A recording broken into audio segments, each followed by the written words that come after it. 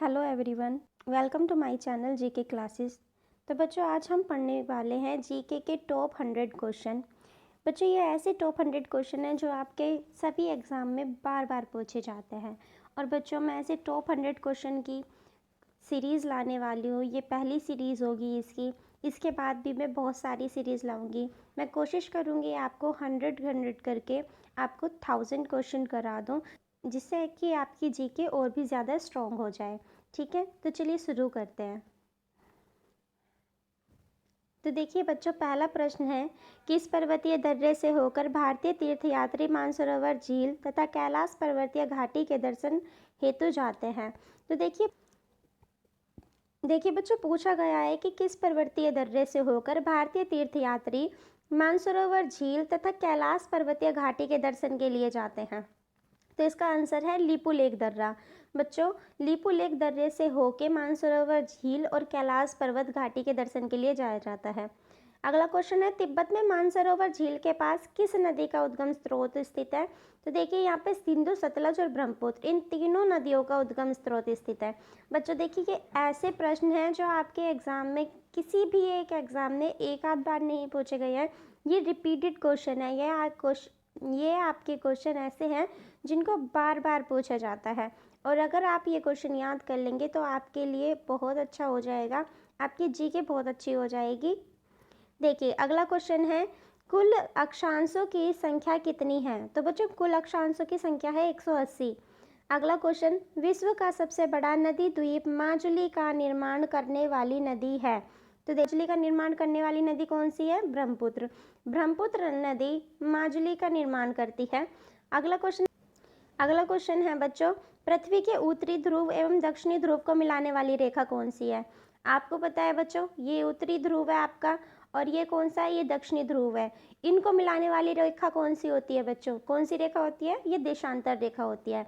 वहीं बच्चों हम इस तरह की रेखा की बात करें, ये कौन सी रेखा होती है? ये अक्षांश रेखा होती है, 0 डिग्री है। स्थल मंडल का तात्पर्य है, स्थल मंडल का क्या तात्पर्य है बच्चों?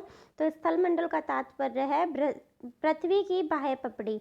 ठीक है, ये जो हमारी पृथ्वी होता है, इसका जो बाहरी परत ये होती है, ये होता है बच्चों स्थल मंडल। ठीक है, जहां हम रहते हैं।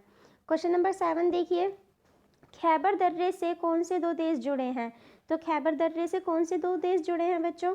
तो अफगानिस्तान और पाकिस्तान। अफगानिस्तान और पाकिस्तान खैबर दर्रे से जुड़े हैं। अगला क्वेश्चन, किस नदी को बिहार का शोक कहा जाता है। तो बिहार का शोक किसे कहते हैं बच्चों? कोसी को। ठीक है, कोसी नदी को बिहार का शोक कहा जाता है। क्वेश्चन 2006 के लगभग मध्य में हिमालय दर्रों में से कौन सा एक भारत और चीन के बीच व्यापार बढ़ाने के लिए खोला गया था। तो बच्चों इसका नाम है नाथुला। ठीक है, नाथुला दर्रा को भारत और चीन के बीच व्यापार बढ़ाने के लिए सन 2006 में खोला गया था। अगला क्वेश्चन, कौन सी नदी दक्षिण से उत्तर की ओर प्रभावित होती है। ठीक है, तो ऐसी कौन सी नदी है जो साउथ से चलती है और उत्तर की तरफ चलती है। आपको पता है या साउथ होता है या नॉर्थ होता है। तो ऐसी कौन सी नदी है जो साउथ से नॉर्थ की तरफ बहती है? नॉर्थ की तरफ बहती है। तो बच्चों इस नदी का नाम है बेतवा। याद रखेंगे आप, ये बेतवा नदी ऐसी है जो साउथ से नॉर्थ की तरफ चलती है। ठीक है, आगे देखिए, अभी आपने पढ़ा था बिहार का शोक किसे कहा जाता है। अब आप पढ़ेंगे ओडिशा का शोक किसे कहा जाता है। तो कौन सी नदी को ओडिशा का शोक कहा जाता है? महानदी को। अब देखिए अगला क्वेश्चन, पृथ्वी के किस भाग में निकल और लोहे की प्रधानता पाई जाती है? नीफे में। नीफे में बच्चों निकल और लोहे की प्रधानता पाई जाती है। क्वेश्चन नंबर 13 देखिए, कौन सी नदी एस्चुअरी डेल्टा नहीं बनाती है। तो कौन सी नदी इस डेल्टा को नहीं बनाती है? महानदी। आगे देखिए, बोस्निया का सबसे प्रमुख पर्वत कौन सा है। तो बोस्निया का सबसे प्रमुख पर्वत है बच्चों डेनेरिकाल्पस। कौन सा? डेनेरिकाल्पस। क्वेश्चन नंबर 15, काला प्रायद्वीप किस देश में स्थित है। तो बच्चों कोला प्रायद्वीप किस देश में स्थित है। तो कोला प्रायद्वीप स्थित है आपके रूस में। कहाँ पर? रूस में। अगला क्वेश्चन, छोटा नागपुर पठारी प्रदेश का सबसे प्रमुख नगर कौन सा है। ठीक है, आपको पता है छोटा नागपुर एक पठारी प्रदेश है। अब पूछा गया है कि इस छोटे नागपुर का सबसे प्रमुख नगर कौन सा है। तो बच्चों वो है रांची। कौन? रांची। अगला क्वेश्चन देखिए, कोचीन का जुड़वा नगर कौन सा है। तो इसका नाम है बच्चों एर्नाकुलम। क्या नाम है? एर्नाकुलम कोचीन का जुड़वा नगर है। आगे देखेंगे, क्वेश्चन नंबर 18, विश्व का एकमात्र हिंदू राष्ट्र निम्न में से कौन सा है? बच्चों हिंदू राष्ट्र तो बहुत सारे हैं, ये किसी ऑप्शन से ही होगा क्वेश्चन, ठीक है। आगे देखिए 19, पृथ्वी की अनुमानित आयु कितने वर्ष है? पृथ्वी की अनुमानित आयु कितने वर्ष है? तो इसका आंसर है 400 करोड़ वर्ष। अगला क्वेश्चन, सन 1902 में भारत की सबसे पहली जल विद्युत परियोजना कहाँ स्थापित की गई थी? तो 1902 में भारत की पहली जल विद्युत परियोजना कहाँ पर स्थापित की गई थी? ये की गई थी शिव समुद्रम में। कहाँ? शिव समुद्रम। अगला क्वेश्चन, भारत में सर्वप्रथम कोयला उत्खनन किस स्थान पर प्रारंभ हुआ था? तो बच्चों सबसे पहला कोयला उत्खनन किस स्थान पर प्रारंभ हुआ था? तो ये हुआ था रानीगंज में, ठीक है। कोयले का उत्खनन सबसे पहले रानीगंज में शुरू हुआ था। अगला क्वेश्चन देखेंगे, किसकी वृद्धि देश में सबसे तीव्र गति से हो रही है? तो देखिए महिला साक्षरता की जो वृद्धि है देश में सबसे तीव्र गति से हो रही है। अगला क्वेश्चन है, निर्माण की दृष्टि से कौन सी चट्टान सर्वाधिक प्राचीन है? तो बच्चों निर्माण की दृष्टि से आग्नेय चट्टान सबसे पुरानी चट्टान है। कौन महाराष्ट्र में स्थित नहीं है? अमरनाथ की गुफाएं। ये भी बच्चों एक ऑप्शनल क्वेश्चन है जो ऑप्शन के अकॉर्डिंग होगा। क्वेश्चन नंबर 25, विश्व का सबसे ऊंचा ज्वालामुखी पर्वत कोटोपैक्सी कहाँ पर स्थित है? बच्चों कोटोपैक्सी वर्ल्ड का सबसे ऊंचा ज्वालामुखी पर्वत है। क्या नाम है इसका? कोटोपैक्सी, ठीक है। और ये कहाँ पर स्थित है? फिलीपींस में। कहाँ पे? फिलीपींस में। क्वेश्चन नंबर 26 देख लीजिए, किस क्षेत्र में विश्व का सर्वाधिक पशुओं का मांस उत्पादित किया जाता है? पूछा गया है कौन सा क्षेत्र है जहाँ पे वर्ल्ड का सबसे ज़्यादा पशुओं का मांस मिलता है? तो वो है बच्चों पंपास क्षेत्र। कहाँ? पंपास क्षेत्र। और ये पंपास क्षेत्र है कहाँ पर? ये है बच्चों आपके अर्जेंटीना में। कहाँ पे? अर्जेंटीना में। बच्चों ये ऐसी जगह है जहाँ पे वर्ल्ड की सबसे ज़्यादा मांस मिलती है। वर्ल्ड का सबसे ज़्यादा मांस यहाँ पर पाया जाता है। क्वेश्चन नंबर 27 देखेंगे, कौन सी स्थलाकृति ज्वालामुखी क्रिया से संबंध नहीं है? इसका आंसर है गेसर, ठीक है। अगला क्वेश्चन, कौन पृथ्वी का एक स्थायी खंड नहीं है? हिमालय पर्वत। हिमालय पर्वत पृथ्वी का एक स्थायी खंड नहीं है। आगे, कौन अधात्विक खनिज है? तो जिप्सम। जिप्सम क्या है? जिप्सम एक अधात्विक खनिज है। अगला, यदि पृथ्वी एवं अंतरिक्ष के बीच से वायुमंडल को हटा हुआ माना जाए तो आसमान का रंग कैसा होगा? आप जानते हैं ये पृथ्वी है, ये आपके ऊपर वायुमंडल है। अगर पृथ्वी और अंतरिक्ष के बीच से वायुमंडल को हटा दे, आपको पता है पृथ्वी और अंतरिक्ष के बीच में वायुमंडल होता है, कह रहे पृथ्वी और अंतरिक्ष के बीच से अगर वायुमंडल को हटा दिया जाए तो हमें आसमान का रंग कैसे दिखाई देगा? अभी आपको कैसा दिखता है? अभी आपको दिखता है उसका रंग नीला, ठीक है। नीले रंग का ही तो दिखता है आपको आसमान, पीला तो नहीं दिखता। हाँ नीला ही दिखता है। तो देखिए नीला दिखता है ना, अगर आप इस वायुमंडल को हटा देंगे तो ये कैसा दिखने लगेगा? ये दिखेगा बच्चों आपको काला। अगला क्वेश्चन देखिए, कौन सी नदी पक्षीपात डेल्टा का निर्माण करती है? तो पक्षीपात डेल्टा का निर्माण कौन सी नदी करती है? मिसिसिपी। आगे देखेंगे क्वेश्चन नंबर 32, जो लोक सेवा 32 है, राज्य लोक सेवा आयोग के सदस्यों की नियुक्ति किसके द्वारा की जाती है? तो राज्य लोक सेवा के आयोग के सदस्य की नियुक्ति किसके द्वारा होती है बच्चों? राज्यपाल के द्वारा। आगे देखिए, सेरीकल्चर निम्न में से किसके उत्पादन से संबंधित है? तो सेरीकल्चर किससे संबंधित है बच्चों? रेशम से। सेरीकल्चर में रेशम के उत्पादन अध्ययन किया जाता है। 34 देखिए, किस राज्य में सबरीमाला स्थित है? तो सबरीमाला कहाँ पर स्थित है? सबरीमाला स्थित है केरल में। फिर भारत में सबसे पुरानी पर्वत श्रृंखला कौन सी है? तो सबसे पुरानी पर्वत श्रृंखला है अरावली पर्वतमाला। आगे देखिए, ओंकारेश्वर जल विद्युत संयंत्र से ऊर्जा उत्पन्न होती है। तो ओंकारेश्वर जल विद्युत संयंत्र से कितनी ऊर्जा उत्पन्न होती है? 520 मेगावाट। कितना? 520 मेगावाट। क्वेश्चन नंबर 37, तुलबुल परियोजना किस नदी पर है बच्चों? तुलबुल परियोजना झेलम नदी पर है। फिर है सरदार सरोवर परियोजना किस नदी पर है? ये आपके नर्मदा नदी पर है। अगला क्वेश्चन, मालीवीड प्रक्षेप्य की सबसे प्रमुख विशेषता कौन सी है? देखिए इसकी सबसे विशेष विशेषता है यहाँ का शुद्ध क्षेत्रफल। क्या? शुद्ध क्षेत्रफल। आगे देखिए, सर्वप्रथम इंडिया शब्द का प्रयोग भारत के लिए किस भाषा में किया गया था? सर्वप्रथम इंडिया शब्द का प्रयोग भारत के लिए किस भाषा में किया गया था? तो ये किया गया था ग्रीक में। अगला क्वेश्चन, क्वेश्चन नंबर 41, गहरी जड़ों वाली फसलों के लिए कौन सी मिट्टी सबसे ज़्यादा उपयुक्त होती है? तो कौन सी मिट्टी होती है वो? काली मिट्टी। जो गहरी जड़ें वाली फसलें होती है बच्चों, उसके लिए सबसे अच्छी मिट्टी होती है काली मिट्टी। आगे देखिए, क्वेश्चन नंबर 42, किस फसल को प्रति हेक्टर अधिक जल की आवश्यकता पड़ती है? तो बच्चों इसका आंसर है गन्ना। गन्ना को प्रति हेक्टर अधिक जल की आवश्यकता पड़ती है, गन्ने में ज़्यादा पानी लगता है। अगला क्वेश्चन है, किसकी गणना नकदी फसल के अंतर्गत की जाती है? तो नकदी फसल में बच्चों क्या आता है? कपास, चाय और जूट। अगला क्वेश्चन है, माउंट एवरेस्ट के बाद विश्व की दूसरी सर्वोच्च पर्वत श्रेणी कौन सी है? आपको पता है वर्ल्ड में सबसे ऊंची चोटी है ये माउंट एवरेस्ट, और माउंट एवरेस्ट के बाद दूसरी कौन सी है? माउंट केटू। कौन सी? माउंट केटू। ठीक है, केटू दूसरे नंबर पर है। अगला क्वेश्चन है, नदियों द्वारा अपने किनारों पर प्राकृतिक रूप से बनाए गए बांधों को किस नाम से जाना जाता है? तो इसका क्या आंसर है? तटबंध। तटबंध के नाम से इसको जाना जाता है। क्वेश्चन नंबर 46, कालीमंथन जिस द्वीप का अंग है वह है? तो कालीमंथन किसका अंग है? यह है बोर्नियो का। किसका? बोर्नियो का। आगे, खारी नदी किस अपवाह तंत्र का अंग है? वह है बंगाल की खाड़ी। क्वेश्चन नंबर 48, क्षेत्रफल की दृष्टि से राजस्थान का सबसे बड़ा जिला कौन सा है? तो राजस्थान में क्षेत्रफल की दृष्टि से सबसे बड़ा जिला कौन सा बच्चों? जैसलमेर। क्वेश्चन नंबर 49 देखेंगे, कौन सी जलधारा अटलांटिक महासागर में ही प्रभावित होती है? तो इसका आंसर है सुसीमा धारा। बच्चों, सुसीमा धारा जलधारा ऐसी जलधारा है जो अटलांटिक महासागर में ही प्रभावित होती है। क्वेश्चन नंबर 50, ठंडी तथा भारी वायु द्वारा गर्म एवं हल्की वायु के ऊपर उठा देने से निर्मित वाताग्र क्या कहलाता है? कह रहे ठंडी या भारी वायु जब गर्म और हल्की वायु को ऊपर उठा देती है तो उसको क्या कहते हैं? उसे कहते हैं बच्चों शीत वाताग्र। क्या? शीत वाताग्र। क्वेश्चन नंबर 51 देखेंगे, किस उद्योग को दूरी उद्योग या उद्योगों का आधार कहा जाता है? किस उद्योग को कहा जाता है? तो इसका आंसर है लोहा इस्पात उद्योग को। अगला, किसे प्रकृति का सुरक्षा वाल्व कहा जाता है? तो प्रकृति का सुरक्षा वाल्व किसे कहते हैं? ज्वालामुखी को। 53, हिमालय पर्वतीय क्षेत्र में मैन सेंट्रल थर्स्ट कहाँ स्थित है? तो हिमालय पर्वतीय क्षेत्र में मैन सेंट्रल थर्स्ट कहाँ पर स्थित है?